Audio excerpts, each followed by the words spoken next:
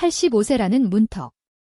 100세까지 건강하게 사시는 분들과 85세를 넘기지 못하고 생을 마감하시는 분들의 차이는 놀랍게도 단 4가지에서 비롯됩니다.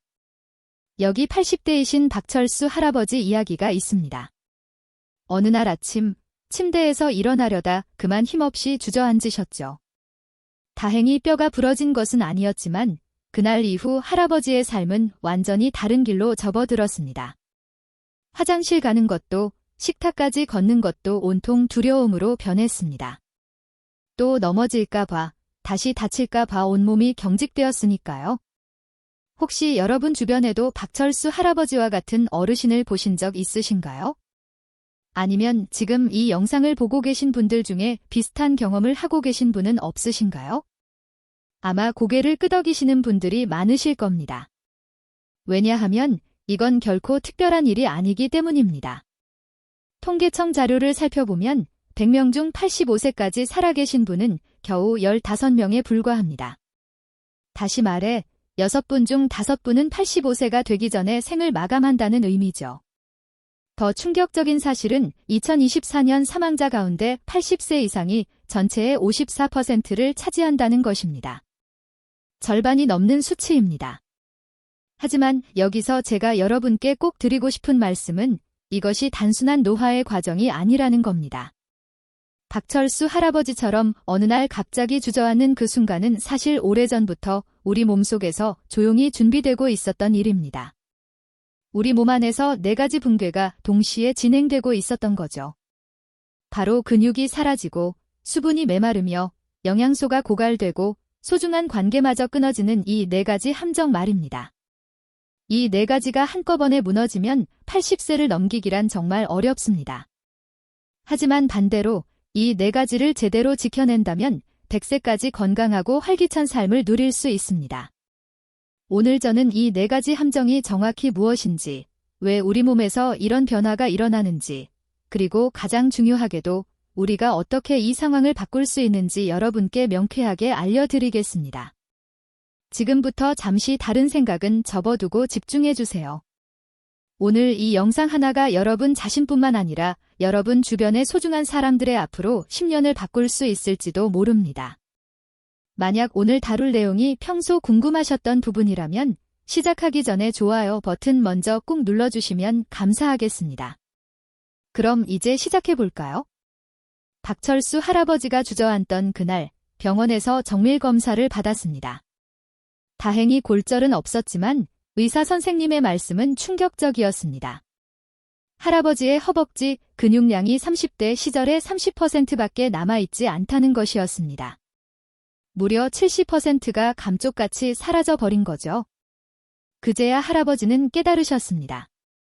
최근 몇 년간 계단 오르기가 부쩍 힘들어지고 의자에서 일어날 때마다 팔을 짚어야 했던 이 모든 순간들이 결코 우연이 아니었음을 말입니다.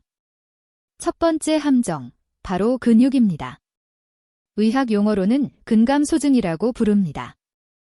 2022년 국민건강조사를 보면 65세 이상 어르신 중 남성 6.6%, 여성 9.2%가 근감소증 진단을 받았습니다. 그런데 더 무서운 사실은 근감소증이 있는 경우 낙상과 골절 위험이 2배에서 3배까지 높아진다는 점입니다. 2022년 65세 이상 어르신 사고 사망 원인 1위가 바로 낙상이었습니다. 무려 1,800여 명이 낙상으로 인해 돌아가셨습니다. 그중 85세 이상 어르신들은 침대에서 떨어지는 사소한 낙상만으로도 사망에 이르는 경우가 흔합니다. 박 할아버지는 근육이 빠지면서 또 다른 문제를 겪기 시작했습니다. 물을 잘 마시지 않게 된 것이죠. 하루 종일 입이 바싹 말라도 갈증이 느껴지지 않았습니다. 그러던 어느 날 갑자기 어지럼증을 느끼고 소변 색깔이 진한 갈색으로 변했습니다. 탈수였습니다. 두 번째 함정, 바로 수분입니다. 노화가 진행되면 뇌의 갈증 중추 민감도가 떨어집니다. 몸은 물이 부족한데도 뇌가 갈증 신호를 제대로 보내지 못하는 것이죠. 결국 만성 탈수 상태에 빠지게 됩니다. 탈수가 무서운 이유는 혈액이 끈적끈적해지기 때문입니다. 혈액점도가 높아지면 뇌졸중이나 심근경색의 위험이 급격히 치솟습니다. 특히 노년층의 탈수는 여름철뿐만 아니라 난방으로 실내가 건조해지는 겨울철에도 빈번하게 발생합니다. 박할아버지는 고혈압약, 당뇨약, 고지혈증약, 이렇게 3가지 약을 10년 넘게 드셨습니다. 약을 먹는 것이 너무나 당연했고, 약을 먹으면 모든 것이 괜찮아질 것이라고 믿었습니다. 하지만 최근 들어 자꾸 다리에 쥐가 나고 늘 피곤하며 기억력도 부쩍 나빠지는 것을 느끼셨습니다. 이 모든 것이 약 때문이었습니다. 3번째 함정, 영양소 고갈입니다. 고혈압약 중 이뇨제 성분이 포함된 약은 신장에서 수분을 배출할 때 칼륨과 마그네슘 같은 필수 전해질까지 함께 빼앗아갑니다. 칼륨이 부족하면 근육 경련이 잦아지고 마그네슘이 부족하면 극심한 피로가 몰려옵니다. 당뇨병 약 중 가장 많이 처방되는 메트포르민은 비타민 B12의 장내 흡수를 방해합니다. B12가 부족하면 신경병증이 오고인지 기능이 떨어질 수 있습니다. 고지혈증약인 스타틴은 콜레스테롤 합성 경로를 차단하는데 이 경로는 에너지 생성의 필수적인 코엔자임 Q10 생성 경로와 겹칩니다. 따라서 코엔자임 Q10 수치가 떨어지면서 체력이 급격히 약해집니다. 특히 5개에서 6개 이상의 약을 복용하는 분들은 더 위험합니다. 약물 상호작용으로 인해 어지럼증, 인지 저하, 낙상 위험이 급증할 수 있습니다. 박할아버지에게 가장 견디기 힘들었던 것은 따로 있었습니다. 바로 괴로움이었습니다. 부인께서 3년 전 돌아가신 후 줄곧 혼자 사셨죠. 자녀들은 모두 바빠서 한 달에 한 번 찾아오기도 어려웠습니다. 이웃과도 인사를 나눈 지 오래였습니다. 그저 TV만 보다가 잠들고 아침에 눈을 뜨면 또 혼자였습니다. 그러다 보니 밥도 대충 먹게 되고 씻는 것조차 귀찮아졌습니다. 4번째 함정, 관계의 단절입니다. 통계청 사회조사를 보면 사회적 고립도는 2019년 27.7%에서 2023년 33.0%로 꾸준히 증가했습니다.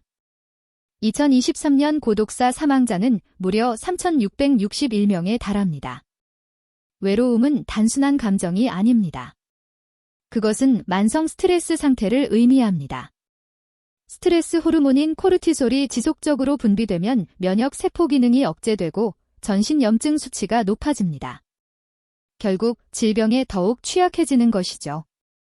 연구에 따르면 사회적 고립은 단순히 외로움을 느끼는 것보다 객관적으로 사망률을 훨씬 더 높이는 요인입니다. 외로움이라는 감정을 보정하더라도 사회적 고립 그 자체가 사망과 유의미한 연관성을 보였습니다. 박철수 할아버지에게 일어난 일은 결코 특별한 일이 아닙니다. 지금 이 순간에도 수많은 어르신들이 똑같은 4가지 함정에 빠져 고통받고 계십니다. 근육이 빠지고 수분이 메마르며 영양소가 고갈되고 소중한 관계마저 끊어지는 이 과정 말입니다. 이 영상이 여러분께 조금이라도 도움이 되셨다면 구독 버튼 한번 눌러주세요. 그리고 댓글에 숫자 1분만 남겨주시면 제가 여러분이 얼마나 집중하고 계신지 알 수 있을 겁니다. 그렇다면 왜 이런 일들이 우리 몸에서 벌어지는 걸까요? 박철수 할아버지는 병원에서 의사 선생님께 여쭤보셨습니다. 왜 제 몸이 이렇게 된 겁니까? 먼저 근육이 사라지는 이유부터 알아보겠습니다. 우리 몸의 근육은 사실 30대부터 서서히 줄어들기 시작합니다. 그러다 50세가 넘어가면 그 속도가 눈에 띄게 빨라지죠. 매년 1%에서 2%씩 꾸준히 근육이 소실됩니다. 왜 그럴까요? 나이가 들면 근육을 만드는 단백질 합성 능력이 떨어지는 반면 근육을 분해하는 과정은 계속되기 때문입니다. 여기에 호르몬 변화가 더해집니다. 성장 호르몬과 남성 호르몬이 줄어들면서 근육을 유지하는 힘이 약해집니다. 게다가 몸을 덜 움직이게 되면 근육은 더욱 빠르게 사라집니다. 근육량이 한번 감소하면 기초대사량이 떨어지고 활동량도 줄어들게 되는데 이는 다시 근육을 더 빠르게 빼앗아가는 악순환으로 이어집니다. 그럼 왜 갈증을 느끼지 못하는 걸까요? 우리 뇌에는 갈증 중추가 있습니다. 시상하부라는 부위인데요. 여기서 체내 수분 상태를 감지하고 갈증 신호를 보내줍니다.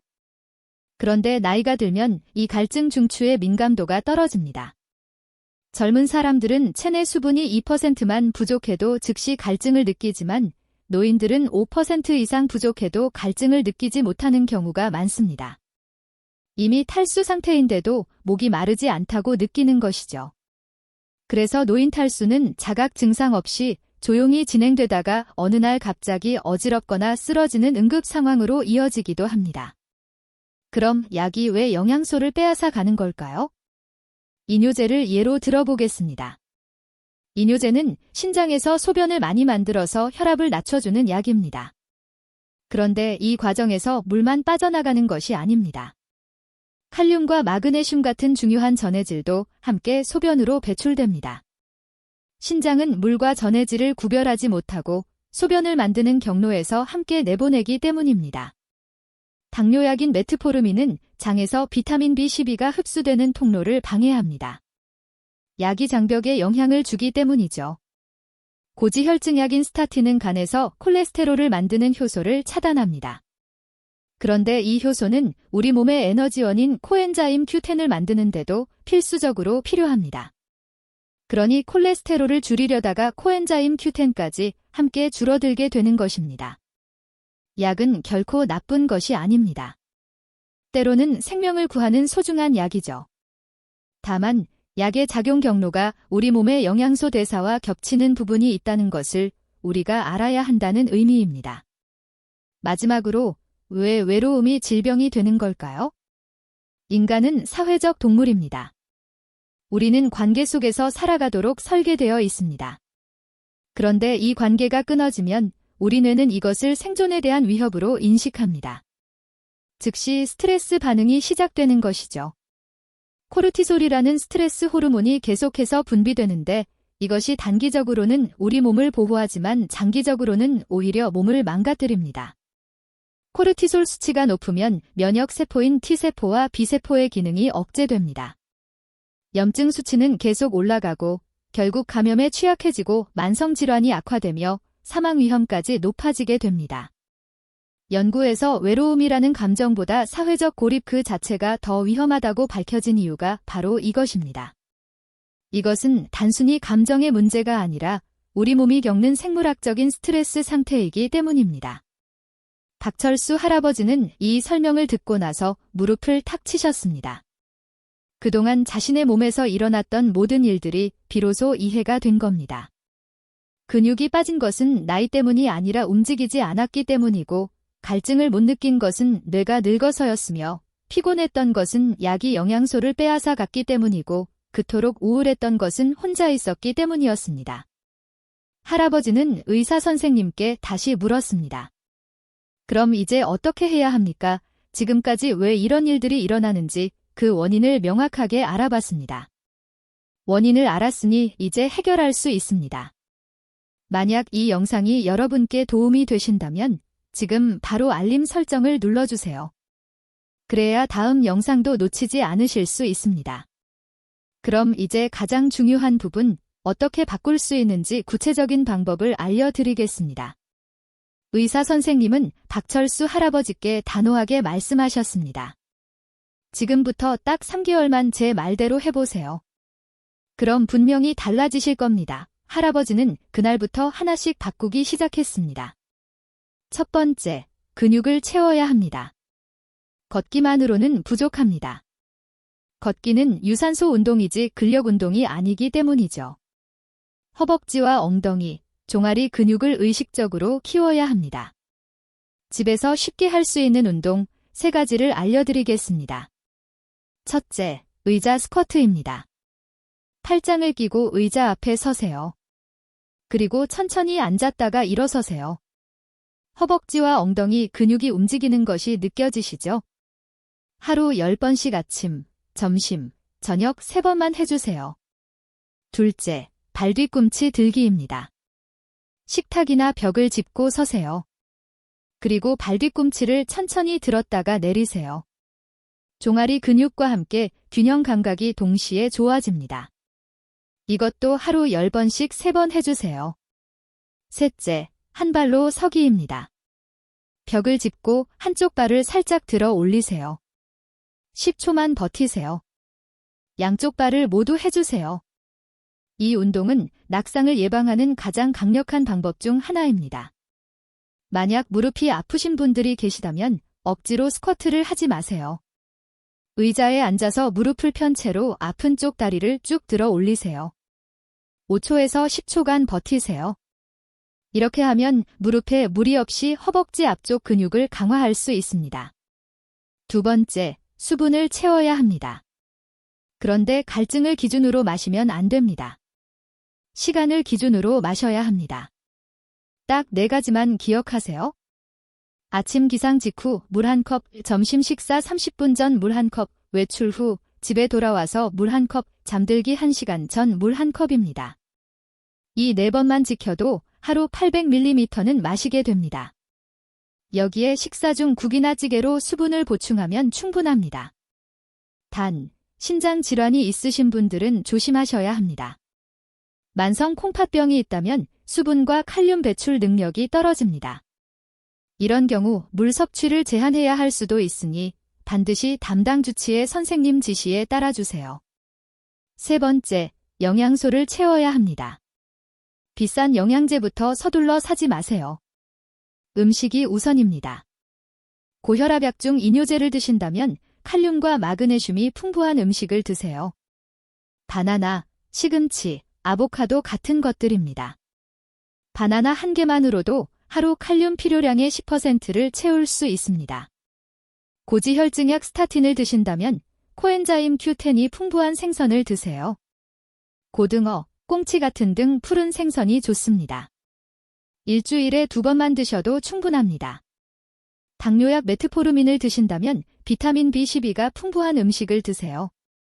달걀, 육류, 우유, 치즈가 대표적입니다. 아침에 달걀 하나 드시는 것만으로도 큰 도움이 됩니다. 그럼 영양제는 언제 먹어야 할까요? 음식만으로는 부족함이 확실할 경우에만 선별적으로 드세요. 예를 들어 스타틴을 10년 이상 드셨는데 체력이 급격히 떨어졌다면 코엔자임 Q10 영양제를 고려해 볼 수 있습니다. 외출을 거의 안 하셔서 햇빛을 못 쬐신다면 비타민 D를 고려하세요. 비타민 D는 뼈 건강뿐 아니라 근육 기능에도 직접적으로 관여합니다. 비타민 D가 결핍되면 근력 저하와 낙상 위험이 20% 이상 증가합니다. 하지만 영양제는 어디까지나 보조적인 역할을 할 뿐입니다. 음식이 먼저라는 것을 잊지 마세요. 네 번째, 관계를 채워야 합니다. 이게 사실 가장 어렵게 느껴지지만 동시에 가장 중요합니다. 딱 하루에 한 번만 실천해 보세요. 자녀에게 안부 전화를 거세요. 30초면 충분합니다. 잘 지내니? 밥은 먹었니? 하고 물어보세요. 엘리베이터에서 이웃을 만나면 먼저 인사하세요. 안녕하세요 한마디면 됩니다. 경로당이나 복지관에 나가세요. 일주일에 단 한 번만이라도 좋습니다. 사람을 만나고 말을 나누는 것, 그것만으로도 우리 뇌는 안전하다고 인식합니다. 스트레스 호르몬이 줄어들고 면역력이 올라가는 마법 같은 일이 일어납니다. 박철수 할아버지는 이 4가지를 3개월 동안 꾸준히 실천했습니다. 매일 아침 의자 스쿼트 10번, 물 4잔을 시간에 맞춰 마시기, 아침마다 달걀과 저녁마다 고등어 한 토막을 챙겨 먹고 경로당에 일주일에 3번 나가는 것이었습니다. 처음엔 정말 힘들었습니다. 근육도 금방 생기는 것 같지 않았고 경로당 가는 것도 귀찮게 느껴졌습니다. 그런데 한 달쯤 지나자 놀라운 변화가 시작되었습니다. 의자에서 일어날 때 더 이상 팔을 짚지 않아도 되었습니다. 2달쯤 지나자 계단 한 층을 쉬지 않고 올라갈 수 있게 되었고 3개월 후 할아버지는 계단 2층을 거침없이 올라가셨습니다. 그리고 경로당 친구들과 웃으며 화투를 치는 활기찬 할아버지가 되셨습니다. 여러분, 어렵지 않습니다. 거창한 무언가를 할 필요가 없습니다. 하루 10분 운동, 물 4잔 챙겨 마시기, 단백질이 풍부한 음식 섭취하기, 그리고 사람들과 만나 대화 나누기입니다. 이 4가지만 꾸준히 지켜낸다면 85세의 문턱을 넘어 100세까지 건강하게 사실 수 있습니다. 만약 지금 바로 실천하기로 다짐하셨다면 댓글에 실천 2글자만 남겨주세요. 여러분의 다짐이 다른 분들께도 큰 힘이 될 겁니다. 아니면 자유로운 이야기를 댓글로 해주셔도 좋습니다. 이 영상을 시청하시는 분들과 서로 관계를 채울 수 있는 가장 빠른 방법이니까요. 오늘 내용이 정말 많았죠? 여러분께서 기억하시기 쉽도록 세 줄로 정리해 드리겠습니다. 첫째, 85세를 넘어 건강하게 살려면 근육, 수분, 영양, 관계 이 4가지를 반드시 지켜야 합니다. 둘째, 갈증을 기준으로 삼지 말고 시간을 기준으로 물을 마시고 약을 먹는 만큼 음식으로 부족한 영양소를 채우세요. 셋째, 하루 한 번이라도 사람과 만나고 대화하는 것이 가장 강력한 치료제가 될 수 있습니다. 박철수 할아버지는 지금 81세이십니다. 매일 아침 경로당에 나가십니다. 계단 2층을 가볍게 오르고 친구들과 웃으며 하루를 보내십니다. 3년 전 침대에서 주저앉았던 그날을 떠올리면 기적 같다고 하시지만 이건 결코 기적이 아닙니다. 선택입니다. 할아버지가 스스로 선택했고 실천했으며 결국 바뀐 겁니다. 여러분도 충분히 할 수 있습니다. 100세 시대는 결코 멀리 있지 않습니다. 오늘부터 작은 실천을 시작하면 여러분의 내일이 달라질 겁니다. 지금 이 순간 의자에서 일어나 스쿼트 10번만 해보세요. 물 한 잔 시원하게 마셔보세요. 사랑하는 자녀에게 전화 한 통 해보세요. 그것이 바로 건강하고 행복한 100세 인생의 시작입니다. 오늘 영상이 도움이 되셨다면 구독과 좋아요, 그리고 알림 설정까지 아직 안 하신 분들께 꼭 부탁드립니다. 그리고 부모님이나 친구분들께 이 영상을 꼭 공유해주세요. 처음에 말씀드렸듯이 이 영상 하나가 한 사람의 앞으로 10년을 바꿀 수 있는 귀한 씨앗이 될지도 모릅니다. 댓글로 여러분의 다짐이나 부모님 이야기를 들려주시면 제가 하나하나 소중하게 읽어보겠습니다. 여러분의 건강한 100세 시대를 진심으로 응원합니다. 감사합니다.